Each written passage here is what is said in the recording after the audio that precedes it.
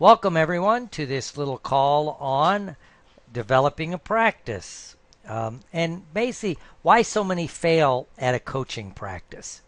So, as we get ready to get started, as I always say, type ready in the question box so we can make sure everybody's cooking.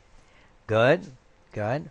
Um, and let's just get started. All right. Well, as we get ready to get started, it reminds me of what would happen if you could discover why most people fail at becoming coaches.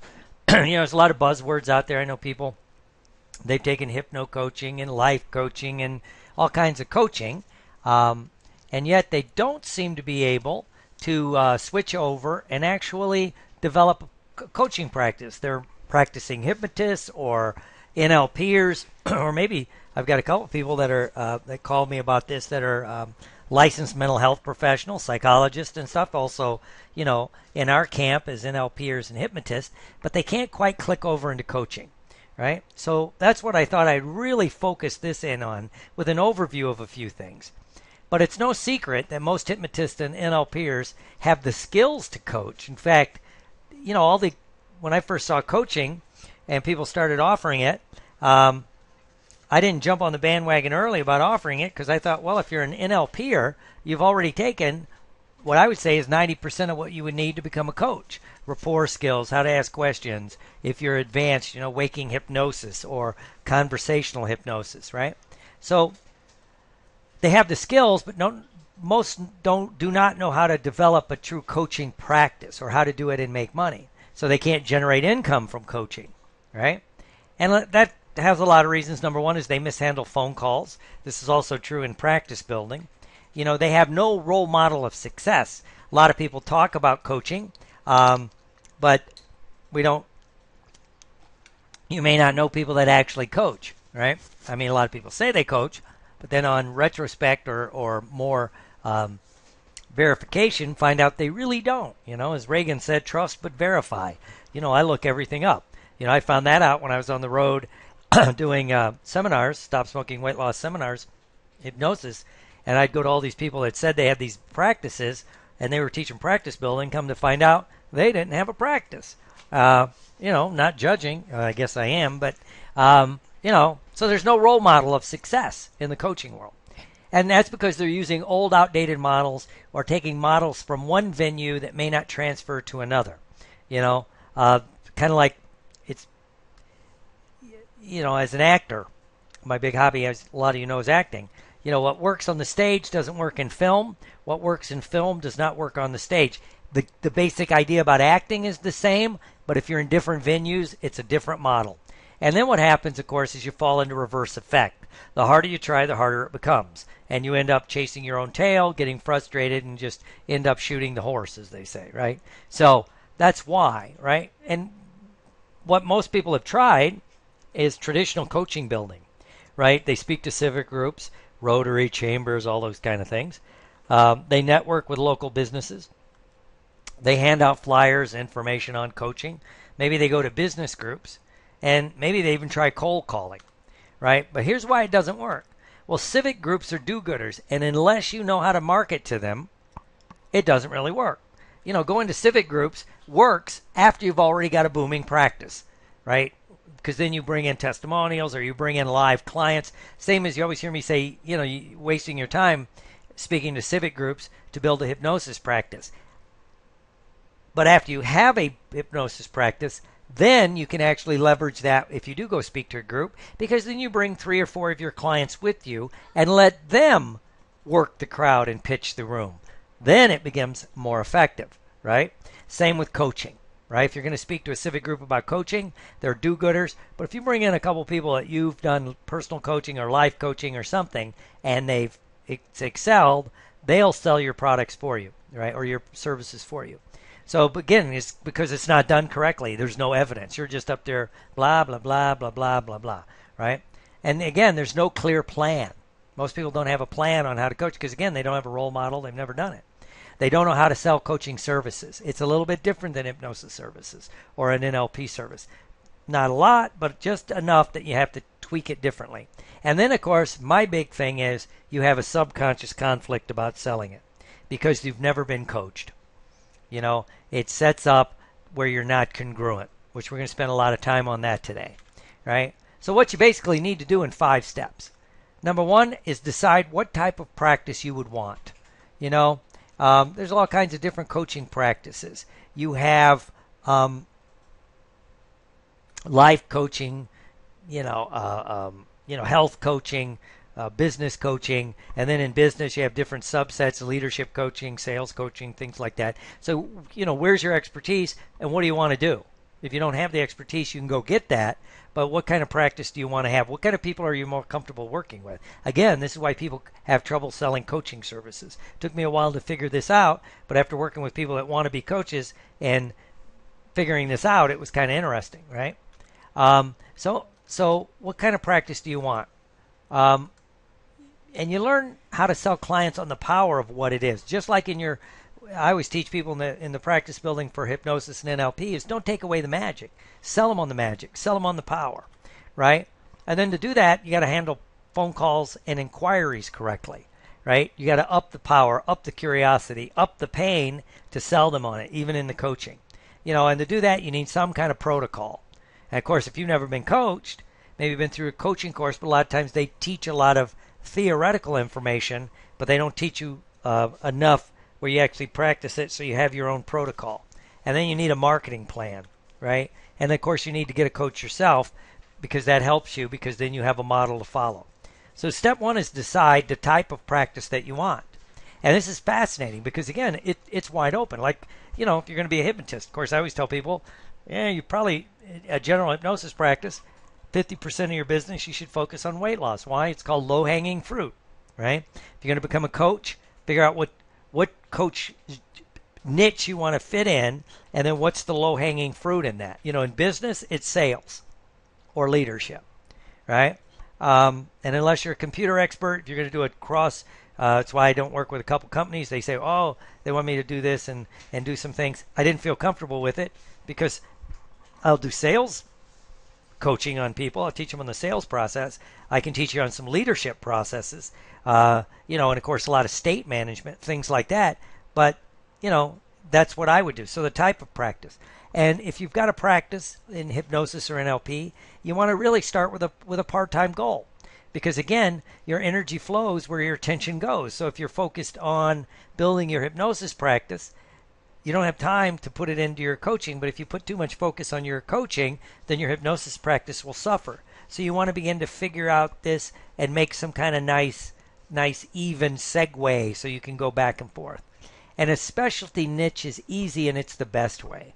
You don't attack a big thing, you pick a niche, right? You can niche yourself rich, as they say, but pick your niche. Elsom Eldridge's was, on basically the selling skill stuff.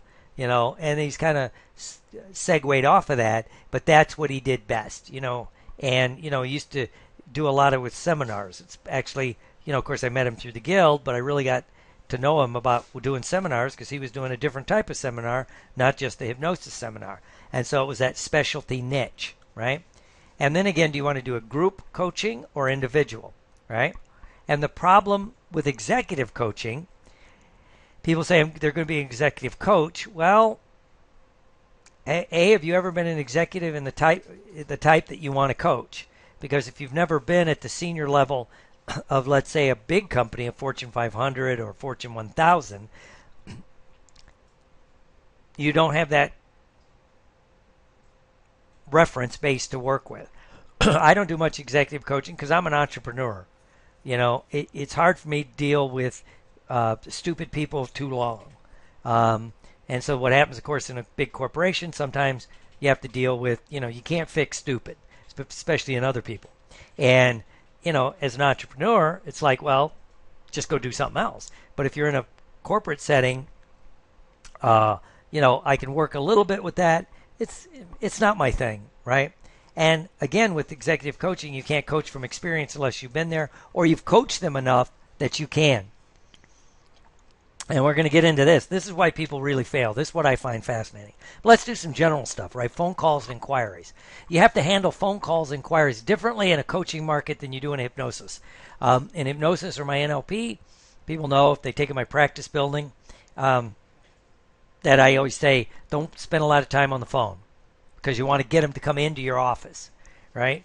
Um, Coaching is different, of course, because you're going to do most of your coaching over the phone, right? And so you have to handle it differently. You have to be prepared to spend more time on the phone and learn how to use all your NLP and hypnosis and rapport skills with the phone, right? And then you need to prove your worth. Give some background, give some that, but mainly by giving them a taste of success. Fix a little thing on the phone, and then you can take them to the other thing, right? And of course, with the phone calls, rapport is your number one goal. Because even if they decide not to become a client, if you leave them and you got a good rapport, or you decide not to take them as a client, if you've got good rapport, they can become a client later, or you can refer them, all these other things. But rapport is the number one goal in the phone call. And you don't want to waste the client's curious state. If they're calling, if they got your name from someplace or your marketing efforts, they're curious. Don't waste that, right? You want to up their curious state. You want to test their level of commitment early. Is it just an information call, which is fine. You want to do that. But I like to figure out if they're committed pretty early, because then if they're not, I can exit the program and go do something else. Spin them to where they spin them, as they say, to where they need to be. I don't have time for tire kickers. I'm trying to figure out with rapport very quickly, are they committed or are they just shopping, right? And if it's high, if their commitment's high, you're going to give them a gift, right? So selling your services. First of all, you have to have a proper mindset. This also spills back into building a hypnosis practice, an NLP practice, a psychotherapy practice. Everybody says, I'm great at what I do. I'm a rotten salesman. I said, well, keep working on your therapy skills, but spend a lot of time on your sales skills. Because the better the salesperson you are, the more clients you'll get. You can be a fabulous therapist, hypnotist, NLPer. But if you're a bad salesperson, your success won't go as high as if you're a great salesperson and a mediocre therapist. That's just the facts, right? So if you could be both, if you could be a good salesperson, a great therapist, you can really cook, right? So we want to develop that proper mindset. That really, you're just selling them on the solution. You're offering them a way out of the pain, and you can't help them if they don't become clients. This gets a little cold, but, I've seen people, they go and they start fixing problems before people are clients, and people go, great, let me do that. That's great. I'll get back to you, and then sign up. Well, they never get back because you fixed their problem, even if it's a small problem, and there's other problems, right? And to do that, you have to find the client's pain point. Really rub some salt in the wound, as we used to say, right? And then up the pain. That's the salt, right? Put Tabasco in there, make them hurt. Because what happens, it's a psychological rule, if you will, where people will minimize pain when they're talking to other people. Especially if it's been a while. If they're right in the pain, if they're in the crisis or trauma, of course, it's raw and they're more likely to speak about it. If they're a little bit removed from it, they're going to minimize. It wasn't that bad. It's not that bad.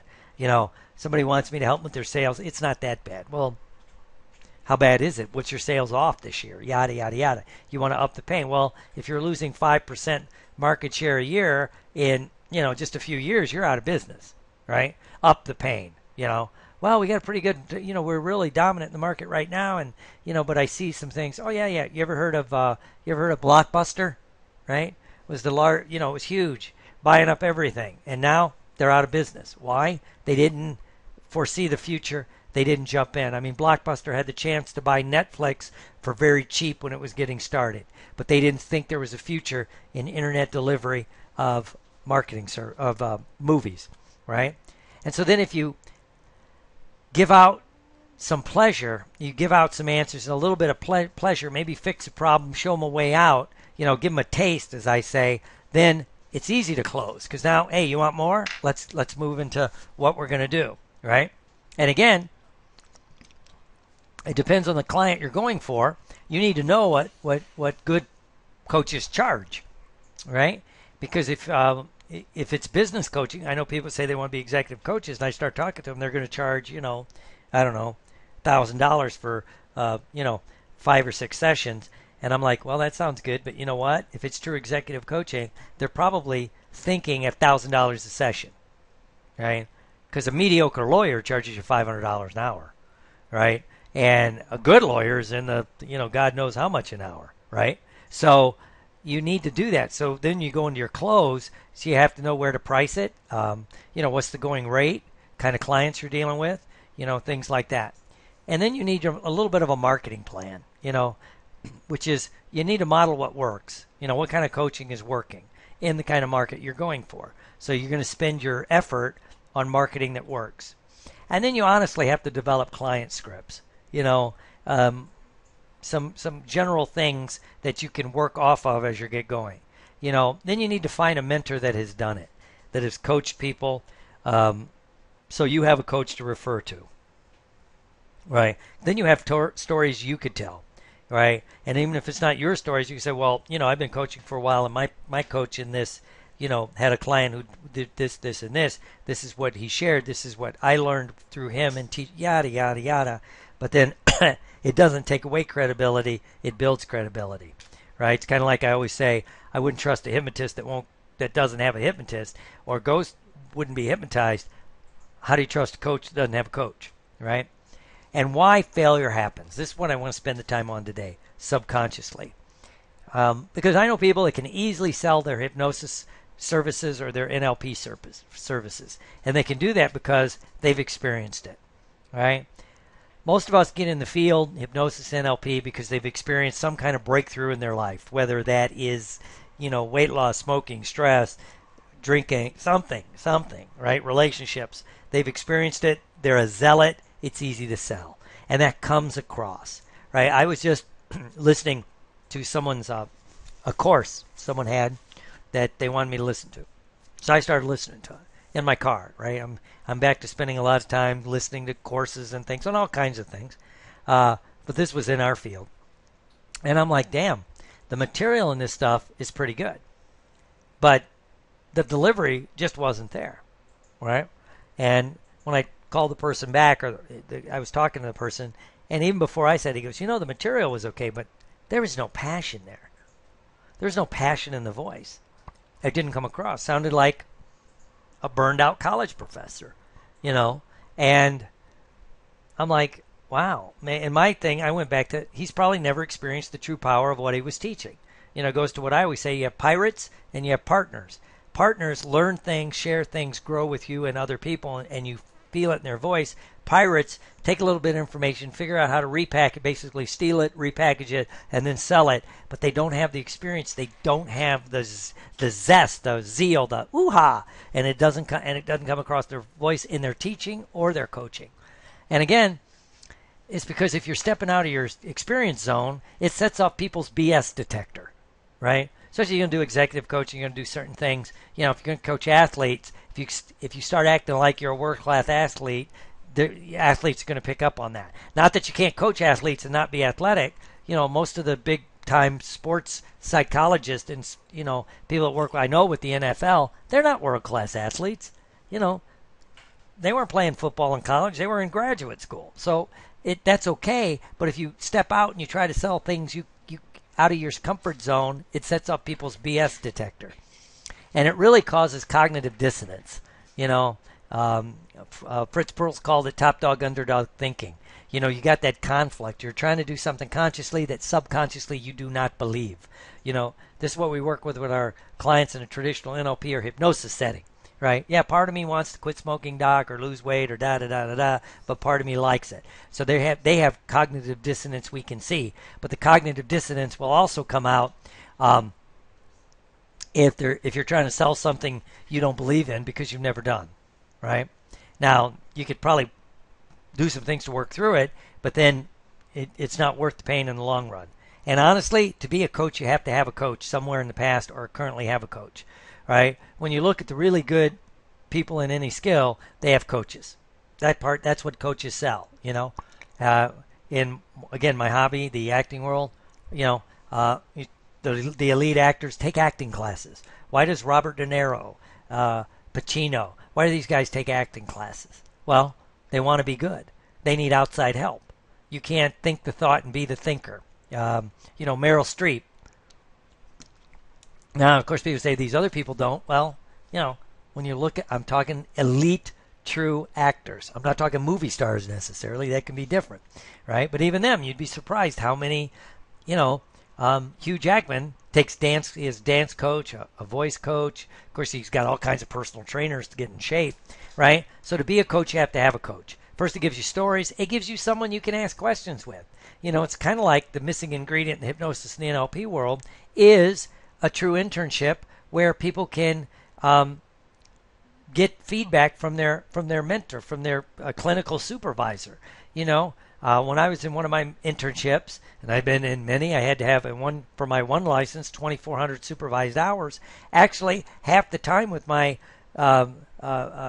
supervisor, the person on my, signing off my hours, where they were working with me on problems I was having working with clients, right? So I could draw on their experience, right? But we don't have that. So, you get your basic NLP or you get your master or your basic hypnosis. Hey, here's your diploma. Go have fun. And now who do you call? What do you do? Right? Wow, you don't have one. Same with coaching, right? If you don't have one, you don't sell as congruently. Again, is it intellect or is it emotion? This is the biggie. People do things based on emotion. They do not do things based on intellect. If we can tag their emotions, this is what, I teach, then you can sell them on some intellectual stuff, which is irrelevant if you've gotten the emotional component, right? And so, but this is also true for you when you're selling, right? And you have more belief and aura of it if you've done it. It's why people can be so congruent when they're selling their hypnosis skills. You see it at the conferences, right? The people at the busy booths. You see it because they have that aura of, yes, they've done it. Then you see other people, their skill set may be okay, technically, but they don't have that aura, And again, it depends on your skill set, where you are. I'm always amused at conferences where I see people that first time at a conference, and they're new hypnotists, new NLPers, and they're drawn to certain people. And I'm thinking, well, if they keep coming, they're going to change. And yeah, they leave that group of people and start hanging out with other people because they start hanging out with the people that have done it, right? So there's a different aura. And again, there are partners out there and there are pirates out there. The people that, they learn the material, they can kind of mimic it, they can kind of repackage it, they pirate it, they resell it. And they also vastly undersell stuff because they have it's easy for them to sell something for little or nothing, $7 for an NLP or a free thing, Why? They have no vested interest in it other than the class they took. Now they're just repackaging it. As opposed to a partner who knows that, I've invested a lot of time and money in this. If you really want to get good at this, you're going to invest time and money in this. So it's more of a partnership rather than just, here it is, see you later. And then, of course, if they're a true pirate, when you go back to ask questions, they really can't answer the questions because they've never done it. So, and you have a true belief if you've done it, right? Wow, I can do this, right? So, and then now if you have all that, then you have to have some kind of protocol you can follow. And again, it's easier if you've been through some sort of process yourself. You can take that, model it, and sell it to other people when you go to reach out for your coaching, right? Again, we have that missing ingredient. Excuse me, because we do not have the internship aspect like a lot of people do, right? And if you have a protocol, it opens your mind. It doesn't limit you. It gives you more freedom because then you can focus on what you're going to do. I just helped redesign a program at an addiction center, a lot of you know. And one of the things was I kept saying we got to have a protocol. And, first, but each client's different. Yeah, each client's different, but we need a protocol. Why? Because then we can customize it for the client, but we have an overview of what to do. And guess what? We're finding out, just like I thought, 75% of the clients, the protocol is just fine, right? And then the 25%, even half of those, that the protocol doesn't seem to work, there's other issues going on. It's because they don't want to do the protocol. They want to be special, and, so, and so we're working with that, right? But it opens your mind. It doesn't limit you. And again, if you've been through it and you have a coach to draw from when you get a glitch point, when you're, it's what I do when I helping people build their practice building. I'm actually their coach. Why? They'll call me up and say, Will, I got this client. And I go, well, tell me. And, if I've been doing this 30 years, I've some experience to draw from. And guess what? If I don't know, I'm going to call a couple people. You know, if you ask me a question, I had this client. In fact, this happened a couple weeks ago. Somebody said, they're not into it that much themselves, but they have a client. They've been a weight loss, yada yada yada. Cut to the chase. They decided they wanted to do a past life, so they're calling and asking me. I said, I believe in past lives. I think they're wonderful. I've done them. I've had them done to me. It's not my expertise. I'll let you talk to my wife. She took the past life training. She's into that. Or we'll get you Georgina or Tyreek up in Canada, but the Georgina's up there too. Or, D Chips. I'll find somebody that you can call and ask, And since I'm coaching you, let me set it up. I'll take care of it because you're paying me to be your coach, but I'm going to farm this out. Of course, I'm going to take care of that for you, but let's get the answer, right? So that's cool, right? That's cool. So that's really what it's all about, right? So what you need to do, you need to read about successful business ideas in general, especially when it comes to coaching, because you're going to have different things. And unless you're doing health coaching, then you want to read all about different types of health, not just the weight loss, but the exercise protocols, what the current thinking is, why this works, the anti-aging stuff that's going on, all this other stuff. When it says successful business, if you're doing business coaching, but if it's health, you want to read a lot about it. You want to be well read. Again, you don't want to set somebody's BS detector off. And then you need to develop your plan, right? Your plan, whatever it is that you're going to sell. Then you have to change your mindset. If you're not already a great salesperson, you need to work on being a great salesperson. Right? Then you need to challenge the status quo. Don't believe what's out there. Make your own truth. Right? And you need to get a coach now if you don't already have one, and if you haven't had one for a while, fire up that coaching thing. So let me tell you a couple of stories. I haven't really beat this up until the last few months on people again, and that's because I took it for granted, to be honest with you. I thought everybody was doing, I fell into that, what I yell people do. I think everybody's doing what I do. If I have a question, I need help, I got to go find somebody that can help me. Again, I'll just speak of one of my hobbies, right? Theater. Done theater for over 30 years, right? After the Army, went to the American Academy of Dramatic Arts and took the classes. Fine. My weakness always was musical theater. I love it, but I was tone deaf, to be honest with you. I couldn't hear notes. If you can't hear notes, you can't repeat notes, can't sing notes. It didn't matter. And it didn't matter. I did theater for 30 years, had a great time, did over 100 plays, a couple movies, had some fun. But if there was a musical, you know what? There's a play somewhere else. I probably wouldn't do a musical. Or a lot of times in musicals, there's a part in the musical that the person doesn't have to sing too much, like South Pacific. I could play Billis, right? In the comic role. All kinds of, or little character roles. It was no big deal, right? I didn't step out of the comfort zone. I didn't challenge myself, right? Then all of a sudden I decided, I preach this stuff. I ought to do it. In fact, it was Elsom Eldridge, one of my coaches, says, "Oh, I guess you don't believe in what you teach." Well, that always fires me up, right? So I'm like, okay. So I found a coach, and I was looking, and so I asked somebody who was an excellent voice teacher.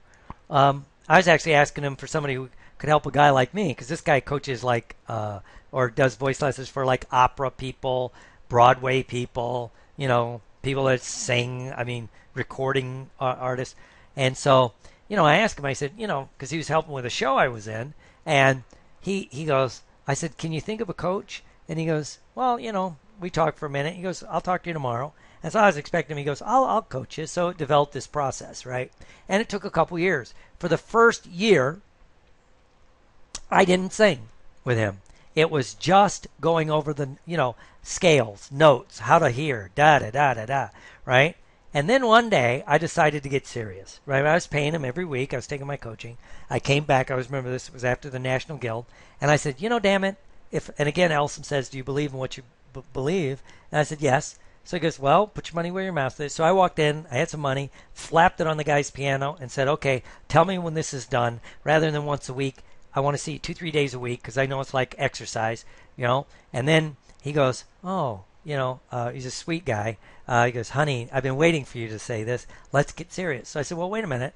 I need to add what I do here." And he goes, "What do you mean?" I said, "What's the mindset of a singer? How does a singer think?" And I go, you've been working with me with the technical skills, hearing the notes, and I'm starting to get that, but I don't. I freeze. I get terrified. How does a singer think? And he told me some things like singing is joy, all this other stuff, right? Which makes sense to me in other aspects. That's how I teach. It's joyful. It's fun. Exercise. It's joyful. It's fun. So we spent, 10 minutes of each session talking about how singers think and feel and what they do and all this other stuff, right? And I've been going a lot now, and it works, right? I've sung a song in a musical, and people are like, "Wow, what happened to you?" Right? I'm in a play now, and I was doing something, and we were going to do something. I said, "Well, we could do this here," and they go, "Oh, why don't you sing? You sing. You got a beautiful voice." And I'm like, "Whoa." I told my wife that, and she goes, "Yeah, 5 years ago you wouldn't have heard that." They'd have said, I said, no, they'd have been saying, just mouth this. We'll find a tape. So anyway, my coach helped me. I have a coach, and he's constantly talking about his coaches, the people that coached him. Now, he's in his 70s. He's got people that more like co-coaches with him, but he talks about his coaches who, coach these guys, in opera and this and that. So there's that. I needed to change my body because they started doing film. And of course, film's different than stage. And so, I'm an exercise fanatic. I really haven't had a personal trainer in years. So I started talking to these people at the gym. These two ladies, I really like their attitude and their outlook, and their passion and their discipline. And so, they've helped me. They put together some programs. They're my personal trainers, right? Now, and I've just started an acting class for film, right? So I have coaches. I have my business coach, right? One's Elsa Eldridge. Another one, somebody. I got guys a couple years ago. I got real serious about learning the internet. I found two guys. It took me a while. Tried several different people. There's some I like, but then I found these two guys. I really like what they're doing, how they're teaching. So they're my coaches for how to do this stuff. They taught me how to do these webinars, and it's wonderful. So, that fired me back up. And then I realized most people's problem when they want to be a coach, they've never been coached. So, they try to overthink, or they don't have that experience, because all my coaches be the first one to tell you, I don't know, let's find out, or something like that, right? And I know people that really don't have that coaching experience in their personal life. Somehow they think they got to have all the answers, right? And why would you, right? So anyway, you need to get a coach. So let's do a little something. I'll show you what I would do to work with somebody. How about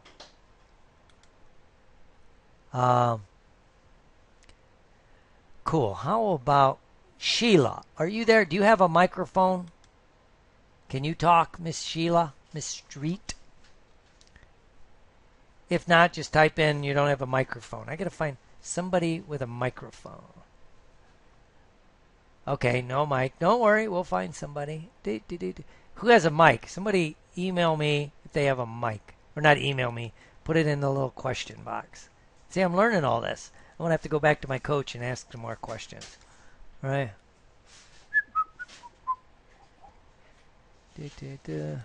See. Theo, do you have a mic? No mic. Okay. I'm going to unmute everybody. So, who has a mic? Okay. Russ, we'll use Russ. Russ.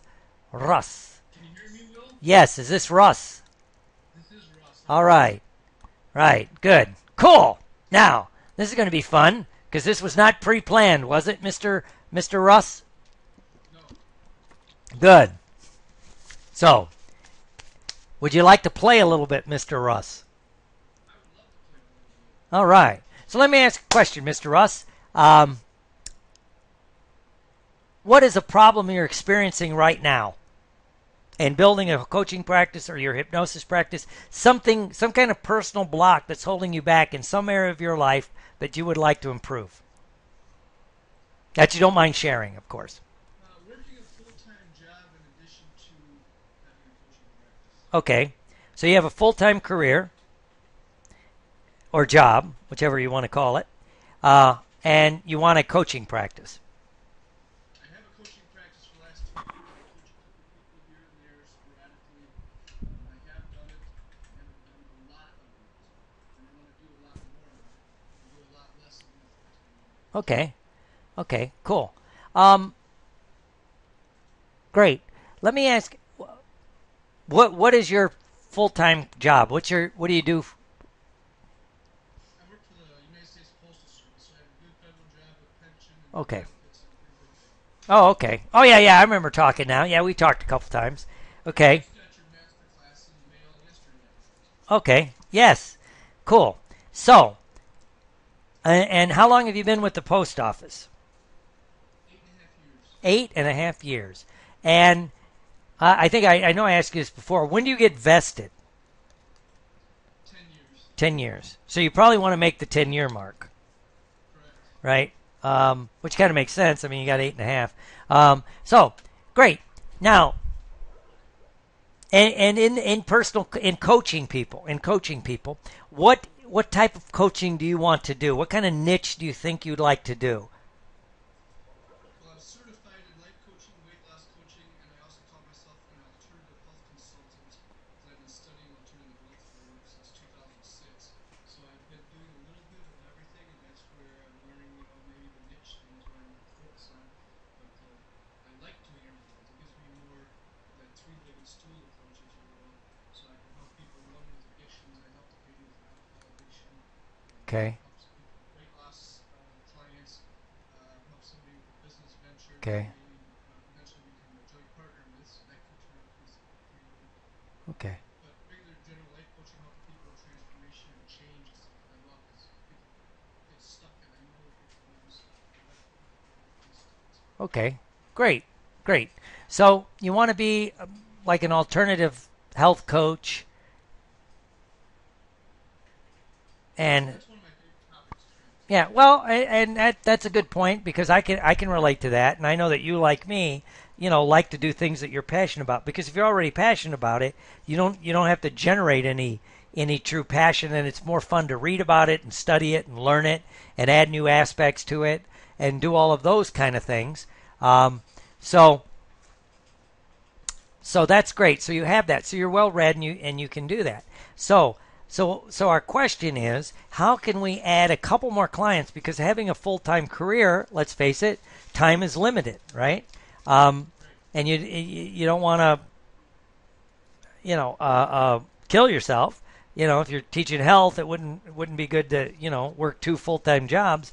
Um, so so the question is, let's look at ways that you can leverage what you're doing into ways that you can take that into your niche and your market. Would that be good for you? Sure. Yeah. So if I could help you do this, that would be good, right? Yes. So as we get ready, and I can relate to that because it's a wonderful thing. And great thing about all this whole growing health thing is with all the changes in the healthcare meltdown that we're watching, one of the things that finally is getting through the general population's head is, guess what? You have to start taking responsibility for your health, right? Your employer's not going to do it. The government's not going to do it. Even your doctor can only do certain things. You got to take some action. Great. And so let's see if we could work with that, because everybody's a little bit different. And if you know what's going on in the outside world, you know where you want to take it, maybe you can leverage some different things. So, but first of all, I have to ask, as you're thinking about these things, how important to you is being passionate about what you do? I think you have to be passionate about what you do because or else people are going to feel that you're not passionate. Just like you mentioned that BS detector. If you're not really into what you're doing, you're not going to excel at it. You're just going to be mediocre at it. Being mediocre today isn't good enough. Right, right. Okay, so passion's good. So on a scale of 1 to 10, your passion's high for this topic. I would say, yeah. Great. Well, that's great, because then, that's 90% of what sometimes we have to help people with is find something that they're passionate about. People tell me, I want to be an executive coach, and you start talking to them, and you find out they got no passion for that. That's not what they're into, and it's hard. And again, it sets off that detector. So passion's good. So, but you know what? I think most people, and when we get into this, it's kind of like I think it's Tony Robbins says, we're in a box. We live in a box, we drive in a box, we work in a box. And the bad thing about being in the box, you can't see that you're in the box, so you can't see outside the box. And so, that's what happens when you're stuck inside a box. So, would it be good for you to open up and step out of that box to look at different ways that you can market what you're doing? Sure, I'm open to learning new ways. That's one of the reasons why I'm here. Cool, cool. And I'd like to thank you for that, because as you look to the future, where you're at today can be a starting point to get you to where your future. So if you could imagine the future, really getting that, so you got that, whatever that number of clients is, 5, 6, 7, 8 a week, which is bringing in an extra income till you're ready to really launch it. You can look back on today, realize that maybe you're going to go down a different path, but it's still the path you want to go on. So as we're doing that, what I'd like you to do then is look at, okay, so you work for the government, well, it's not the government, but a big agency that has good health, pretty good health care, all right? And yet people are scared about their health, right? And you went out and you learned about alternative health, and you probably have a pretty good story that you could develop on why you did that. Working with other people in the post office, the misery level, how people feel frustrated, and you could, what would happen if you started leveraging, when you see people that are miserable in their jobs, but they're there for the pension, they're there for the paycheck, because they have to be. This is, there's life. But how that translates into their physical health, and how with certain skill set changes, so you can begin to feel different, that it changes your attitude, and your attitude begins to switch back into your health naturally, so you develop a healthier mindset. So how hard would it be for you to begin to switch maybe a little bit of your marketing to leverage the fact that, I work for a major corporation, but the things that you've changed and how you've stepped out of the box, and really start helping other people step out of the box. So maybe that 45 hours a week you have to be, at the corporation, you can think about it differently, and it will quit negatively impacting your health, because what all the research studies show is the higher your stress level, let's just face it, your health goes to hell, heart attack, stress, strokes, cancer, all this other stuff. And that, and then you can point them down to the different alternatives, eating healthier, doing this, and this. So maybe what we need to do is figure out a way for you to flip it into that, you're Russ, the expert at working a job you really don't like until you can get to where you want to be, but not letting it destroy you. Okay. And I think it's awful funny how you mentioned misery. It's like you've worked there before. Or you must have heard stories. I've heard stories. Yeah, I wear Kevlar when I go to the post office. But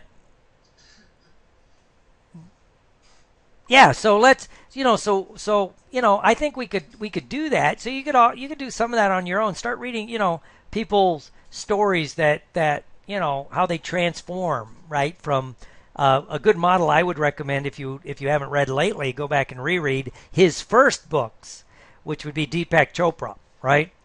And how he, was a traditional, allopathic medical guy, Harvard trained, yada, yada, yada.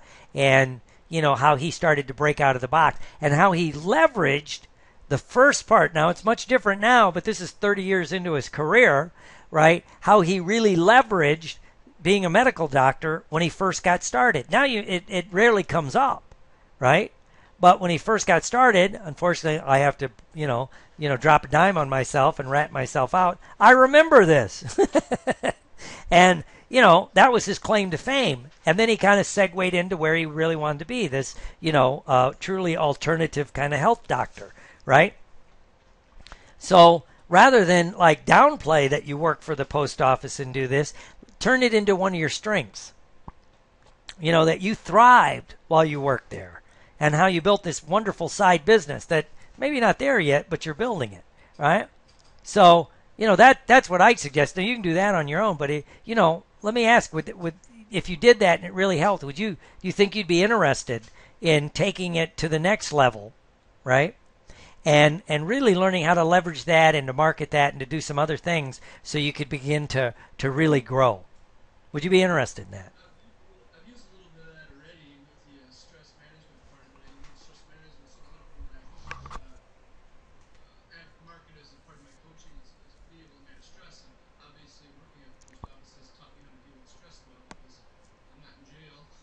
Right. But yeah, so I've used that a little bit already. Exactly what you're saying. I've used the Cool. fact that I've had to deal in a high stress situation to Cool. have to learn how to coach people in stress reduction techniques and not take life so seriously. Well, here's what I'd suggest, Russ. It's like, you know, you got a good idea, and there's some things I think you could really build on. And I think having a part-time launch to it's very, very, very, um, not just not just good, but very realistic. Let's be honest. I think it's a good way to step into something new because then it can morph and change. But I really think you could start. You've already started, and you can do that. But I think what I'd suggest then is maybe going back reading those first Deepak Chopra books or Wayne Dyer and his first find their first books, kind of read those and see how they morphed, and that'll give you a little bit of a game plan that you can do on your own. But then it's kind of like my personal training. I need outside eyes. I need outside things to help me. I'm not sure when I get lost. So that's what I do. Now I could do that for you, but to be honest with you, I only like to take people that are serious, that are motivated, that really want to change. And I don't like people to make quick decisions. This is a bigger decision, changing your life and going down the path you truly want.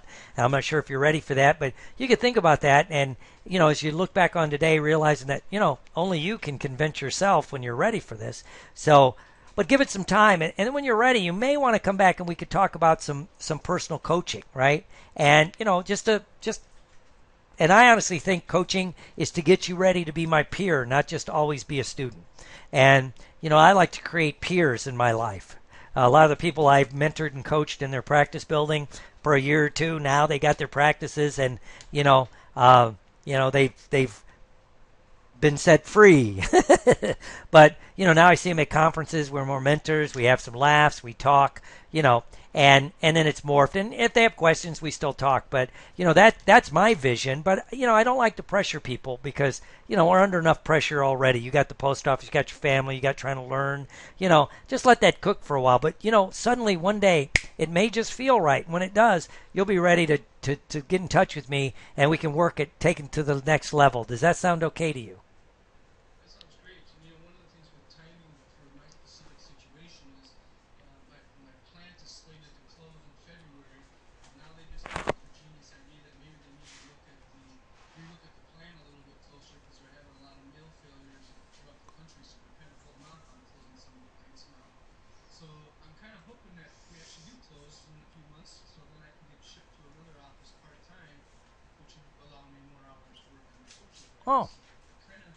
Kind of in the waiting zone here for the government to act, and that might be a little bit of a problem because they're not exactly quick at making decisions themselves. So I'm in a holding pattern, if you will, and trying to work the best I can around that. But yeah, okay. I'd love to go part time Cool. and then have more time for Cool. coaches. All right. Because of the way they operate, I have to kind of wait to see how they All do right. it. If I act on my own and try to go part time, I lose benefits and lose seniority and lose a Cool. bunch of stuff I lose, and maybe even my job anymore. All So right. Cool. All right. Well, great. So I'm going to mute you again. Thank you. Um, so what I do here is just say, great. Let's go ahead and do. I'd suggest you got that course you're studying. Study that course. Get some of those old books. Deepak's first book, what was his first book? Health, something with health, and or Wayne Dyer's Your Erogenous Zone, one of their first books, and see how they morph. Because he used to be a psychologist that morphed into what he's doing, and so I'd like you to see that to get that mindset, to get that leverage, and we'll talk in a couple weeks. So I'm going to mute you now so I can go back and finish this. So that was great. That was unplanned. I didn't know where it was going to go or how it was going to go. So one of the great things about doing this kind of stuff, right? So what we just did is we looked at a rapport model. I spent a lot of times gathering rapport. Now, of course, on this call, I got some leverage. These people, the people I talk to mostly, I have some rapport. They've taken a class or they've read about me. They've watched me on the internet, something like that. So, but I still try to build rapport and use the language and mirror match what they're doing. Get some common ground, right? We started the process of change. I tried to give him some ways I could help him, right? From the outside looking in, that's really what a coach does, is your outside eyes looking at an internal problem. Because when you're in it, you can't see it. You can't think the thought and be the thinker. So we started a process of change. I tried to help with a model of mindset to change about, you know what, there's other people. They went from doctors or psychologists into what they're doing. Now you could actually leverage being a federal worker or quasi-federal worker into what you want to do. And that's the proper mindset, right? Because that'll spill over, because a lot of his clients may come out of where he already works, which is not unusual in big corporations, big things like that. They see a shift in you, you start talking about it, you start leading people down a path, and then when you first get out, that's your number one client referral source, is where you used to be. And then it can be done. I hopefully gave a couple of examples, big examples, but I would chunk down when we talked again, that, right? And then I didn't really close. I always leave it open. I say, this is how I can help you, but I give them a task, because again, I want to test their commitment level. Usually when I do that, about 50-60% of the people will go do that task pretty quickly and then get back to me, right? And most of the time they end up taking some kind of coaching or paying me for my time. But every once in a while I say, hey, really, I thank you. I'm going to do this, and I figured this out. And we don't get into a formal kind of coaching thing. But what happens, I've helped them, which I think I'm playing a little bit forward. And, and then I've gotten referrals out of these people. So the number one thing is what I'd want you to have after this call is some kind of practice model for you. Russ talked about a part-time model. I know Rich Alexander, stage hypnotist, he got a little bit of a practice. He's thinking about doing some things, more on a part-time basis, because he wants to focus on this. Because, again, your energy flows where your attention goes. So you want to put your most attention on the thing you want to grow the most. And I will help you figure out how to handle phone calls and inquiries if we decide to move forward. The third result would be the marketing plan. That's what I was talking to him a little bit about. I jumped into that. I didn't do the sales skills. I just helped him, here's how I would kind of market it as the expert, because you've been there. You didn't let it destroy you. You've leveraged into being a good thing, right? And then I would try to help people develop a protocol. So what I'd like to introduce is the ultimate personal coaching. And this is different, right? Because I believe it's the best course on personal coaching, and because experience. I've been a coach for years. I still have active coaches in my life. Internet coach, people teach me with the internet, my business coach, my vocal coach, acting, personal training. I believe in coaching. That's why I can sell it, because I have it. And if you don't have this course, you'll stay stuck, right? And you can get started in, it says 55 minutes per week, because we'll be doing something live. So the ultimate personal coaching. First of all, we'll develop, me and you, whoever, when we do this, it's going to be very limited. Not what I was going to offer before, which I'll finish that for the people that are in that one. But this one will be your personal success plan. We'll develop your success plan, right? Then we'll personally work on, we'll have a phone call on your breakthrough. Some kind of personal breakthrough session, which you can begin to leverage that passion into what you want to do. And that could be a personal breakthrough session. It could be more of a business breakthrough session. It could be that. Then we'll take that and try to leverage it into, me and you, on a marketing plan of action, right? Then we're going to develop a protocol from your experience. So like what we do together, now you got a protocol to follow on how you can help other people do it, right? And then, of course, I'm going to issue you challenges. It's what I did with Russ. I need you to go do this, this, and this, because I hold people to a standard. If, him and I started working, I'd say, did you read this book yet? If they said no, then we need to reschedule, because I can't work with you till you've done this challenge, right? And the wonderful thing about human beings, when they have a challenge, 90% of the people rise to meet the challenge, right? Because it's a no excuse kind of thing. If you want to be a coach, you have to learn to hold people accountable, right? We'll develop checklists and scripts. I have some that I use that I'll share with you, right? That's more personal coaching, right? And so if we did this, if we broke this down, if we were just going to do it one at a time, somebody wanted a success plan, I charge them about between $200 and $500, yada, yada, yada. So the total value today, if you wanted to buy it, would be about $2,100, $2,077. But as an added bonus, I'll give you my NLP coaching course, the downloadable version, which is a $497 value on top of it. So, if you were going to pay for it in sections, it's about a $2,574, $2,600, and I honestly think it's a deal at $997 if you wanted to do it, because you're going to get me privately to help you make some changes, right? My play opens next week. I'm going to have more time, which is for the last 6 weeks I've really had no time. It's going to open up, so I got time to really work with people and do some things. I got the center going the way I help their protocol, so I have some time. And everybody knows me. I like to give back, right?